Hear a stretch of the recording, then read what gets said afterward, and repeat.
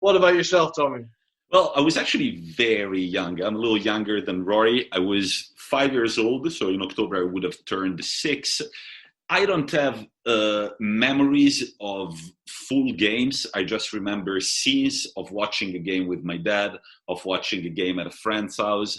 But for me, there was a big hype around Brazil because my grandfather retired in the early 90s and he moved to Brazil, lucky him, and he moved to Sao Paulo and he got remarried there. So my sister and I, here and then, we would get a box full of things from Brazil, Brazilian sweets, So jerseys, and stuff like that. And so that's right now I'm wearing the Brazil jersey that my grandfather had sent me for that summer. And I remember clearly that there was one thing that I really liked about the Brazil squad, of which we're going to talk in depth. But I remember that these guys were always smiling and having a good time. They had the sickest kids in the world. And I was like, you know what? I almost care more about Brazil than Italy, which then was not the case because when Italy got kicked out, I remember that day and I was a little sad, but I was way sadder when Brazil lost the final to France. I was going to say, spoiler alert, guys, but I was well more upset. Yeah, France win the World Cup, yeah. Brazil, I was really upset when Brazil lost the final, but we'll get to that. But I feel like it was the first team, like the campaign that Nike put behind Brazil that year was huge. Like Ronaldo was everywhere. You could not move for him. The original Ronaldo, he will always be the Ronaldo, but he was everywhere. And I feel like every kid at that time just wanted to be Ronaldo, wanted to be in that Brazil team. And I think, they were the first team that they seemed to be like dancing onto the pitch, if you know what I mean. They were all there just having a good time and playing this beautiful football. So, giving a bit of context to the tournament. So, Champions League winners in 1998, Real Madrid, thanks to a 1-0 win against Juventus. Of course they lost. One of many lost the Champions League finals. UEFA Cup winners, Inter Milan, let's go, baby. With a beautiful 3-0 win in Paris against Lazio, a goal by Zanetti, one by Ronaldo, and another goal, I don't remember from whom at the moment. But yeah, so Inter, UEFA Cup winners, Real Madrid, Champions League winners. Christian Vieri at the time was the top goal scorer in La Liga with 24 goals in 24 games. What about that? That's so bizarre. Wasn't it like 1 year he did in Spain? Anyway, it was, yeah. That was the 1 year he did in Spain, and he scored 24 goals in 24 games. And then what was the other interesting stat that we were going to say? Rory, you got it? What is the stat? It was Arsene Wenger's first Premier League win. Oh, there you go, Rory.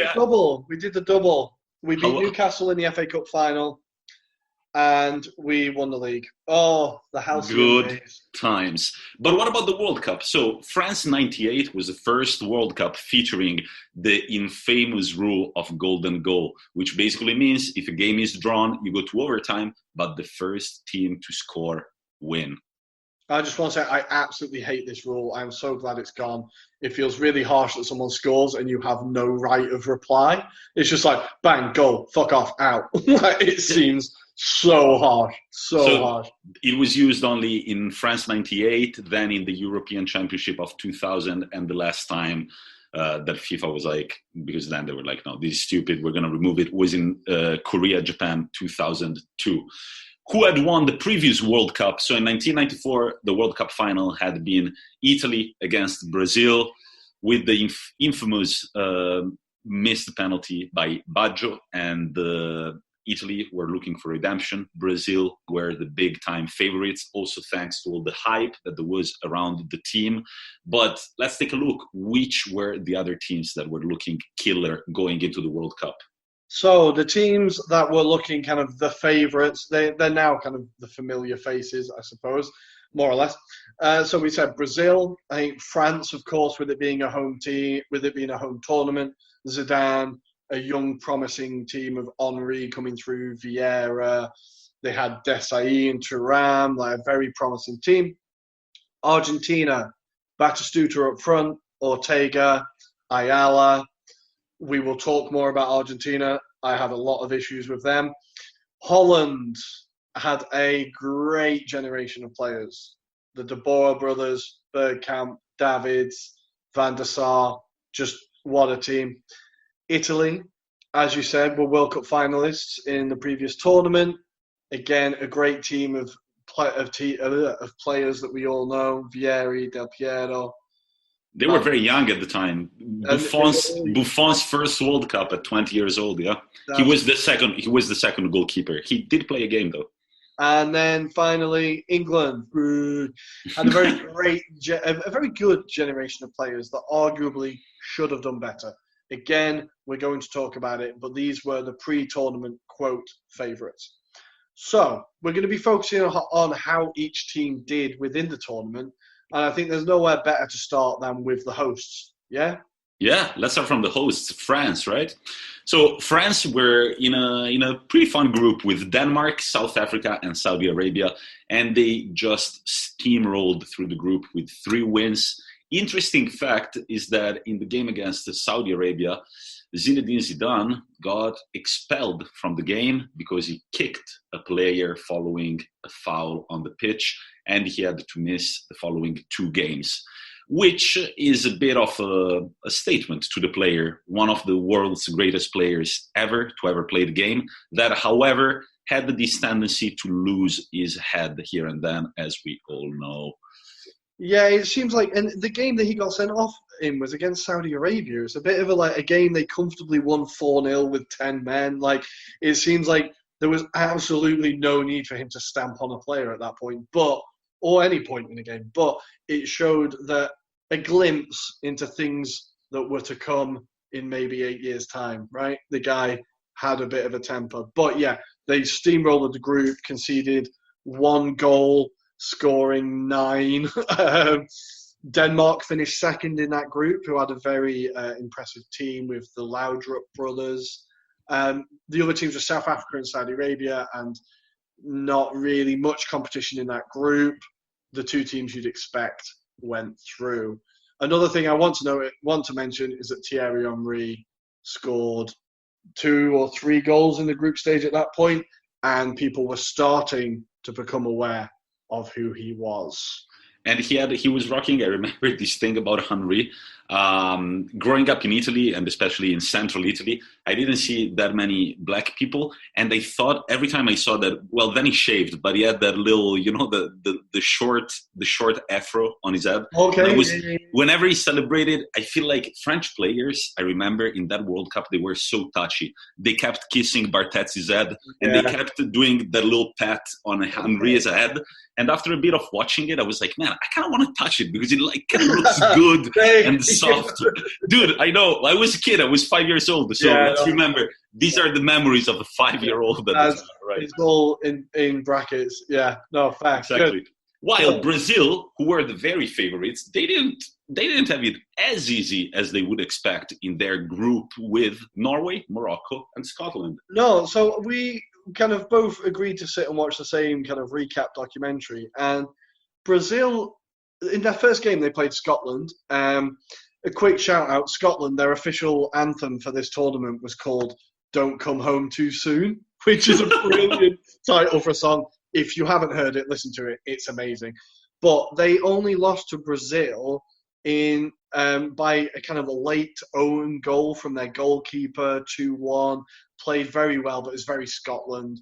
They finished bottom of the group with behind Morocco. And then Brazil would later go on to lose to Norway 2-1. So not a very convincing start to the tournament from the Brazilians. But I think despite this, people still thought, Brazil kind of usually start tournaments slowly, kind of like Italy a little bit. I think people were just waiting for them to wake up and wait for the real challenges, I suppose. The general feeling was that it didn't really matter what Brazil would do during the World Cup. They would feature in the World Cup final. And in fact, they did, because they had just so much talent all over the pitch that it would be unthinkable for them not to make it to the final of the tournament. Of course. Going into Italy's group, Italy had Chile, Austria, and Cameroon. And The first game against Chile, I remember this one. I remember just people talking how it was always, quotation marks, the same story. So Italy were playing Chile in that game, and Italy, of course, were the favorites. They started with Vieri and Baggio up front. We had Gianluca Pagliuca in goal with Maldini, Cannavaro, Costa Curta, and Nesta in front of him. Good luck getting past that defense, but guess what? Chile managed to do that twice with a brace from Salas, who was at the time playing for Lazio. And so, next thing you know, Italy are trailing by 1 goal, and the 84th minute penalty for Italy. There's only one man who can take the penalty, and that man is Roberto Baggio. He has missed the decisive penalty in the World Cup final. He cannot miss this one. He doesn't. Italy makes it 2-2. But I remember that people were like, we should have won that game. We should have won it. We should have won it. And we didn't. Luckily, afterwards, Italy were able to win 3-0 against Cameroon and 2-1 against Austria. And so we qualified top of the group with 7 points, followed by Chile with 3. And Chile, they had a nice team as well. Zamorano, Salas, some historical football names, right? Yeah, definitely. I remember Salas was always a player that I'd try and sign on Championship Manager. He was always he seemed really exotic and very exciting as a striker. And I think, when you go through that Italy squad, what a generation of players and what a crossover. I kind of forgot about Pagliuca, but watching the highlights, he pulls off some key saves across that tournament as well. Oh, yeah. He plays a key part in Italy's progression, definitely. He was a very good keeper. Do you want to talk about the first big heartbreak of this World Cup? They weren't favorites, but they did have a very good team. I'm talking about in Group D, Spain, who failed to qualify to the round of 16, making only 4 points in 3 games. So you want to talk about their first game, the 3-2 loss against Nigeria? Yeah, so this Spain squad is the likes of Luis Enrique. They have Raúl and Morientes up front. They've got Hierro. This is a good generation of Spain players. But this is the Spain when they were kind of like Holland, where they were always talented but just never really achieved much. It's before Spain kicked onto the team that we now know them as, right? And the first game against Nigeria, now you remember for African teams, they were always dismissed. Even in Italian 90 and 94, they were kind of dismissed as not that good, a bit maverick, a bit useless. Now, Nigeria turned up, and they turned up. So they won the game. They beat Spain 3-2. And the winning goal from Sunday Olise, again, a name I've not heard in a long time, but it was great to see him, scores a beautiful long-range drive to win the game after they were, 2-1 down. They came back to win 3-2. Also, the Raúl goal is really worth picking out there, a lovely kind of far-post volley. But yeah, they shocked Spain, I think, to say the least. Their goalkeeper has an absolute nightmare. Zubizarreta throws the ball into his own net to give Nigeria their first goal. And while we're on goalkeepers, from what I saw, the Nigerian goalkeeper is one of the worst professional goalkeepers I've ever seen. Every game he played, he dropped at least one clanger. So I think whilst Nigeria played very well and they looked very promising, you always knew they were very fragile at the back. But that game is definitely worth watching. And if you want to see the highlights on YouTube, it's definitely worth it. But ultimately, Spain would go out third, Bulgaria behind them on 1 point, and Paraguay and Nigeria would progress. Nigeria top of the group, 2 wins and a loss. I think that is, when I look back on it, I was like, okay, yeah, fair play. That's a surprise, I think. Yeah. And I remember that Paraguay back in the day, they were a team that always showed up at World Cups, and now they're not a World Cup name anymore, really. Yeah, I feel like I remember England playing them in a few World Cups. They've always been there. And probably losing, right? I think that's one of the ones we didn't, but yeah, thank you. So yeah, moving on to, where are we going next? To Holland? Yeah, let's go. Well, yeah, that we would deserve an episode only about that Dutch team back then. Want to throw out some names, Rory? So in this team, they have the De Boer brothers, they have Van der Sar, Philip Cocu, Edgar Davids, Kluivert, Dennis Bergkamp. This team is an iconic Dutch. Wait, you're forgetting my very favorite one, Clarence Seedorf, aged Clarence 22, Seedorf. already Peak Seedorf. already at